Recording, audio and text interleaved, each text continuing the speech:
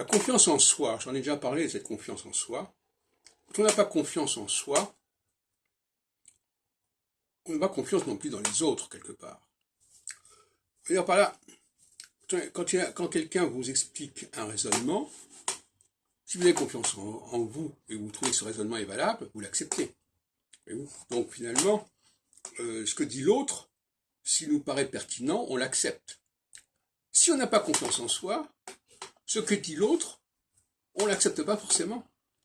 On va dire, est-ce que c'est ce qu'on dit d'habitude, est-ce que ça se conçoit, etc., etc. Parce qu'on n'est pas capable de suivre un raisonnement. Moi, j'attache une très grande importance au raisonnement, dans tous les domaines.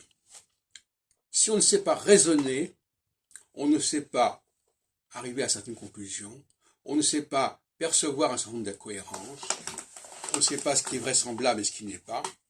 Et donc, l'absence de confiance dans sa propre raisonnement, ça fait penser à un nageur qui n'aurait pas confiance dans sa nage, hein, et qui aurait peur du grand bain, etc., etc.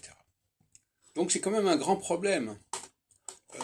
Dans les réunions que nous avons dans le cadre du Café Philo McDo, on voit bien que certaines personnes n'ont pas confiance dans leur raisonnement, je répète, le raisonnement, dans votre raisonnement à vous, puisque votre raisonnement à vous, après quand vous l'expliquez, il devient leur raisonnement. Exactement, il devient un raisonnement qu'ils doivent assumer ou pas. Donc c'est la même chose. Pas celui qui n'a pas confiance en lui, n'a pas confiance en autrui, puisque ce que dit autrui, il n'est pas capable de l'apprécier et de s'approprier ou de le rejeter. Pour des bonnes raisons. Par ailleurs, au niveau de ce que j'appelle le ça au sens freudien, sensoriel du terme, eh bien,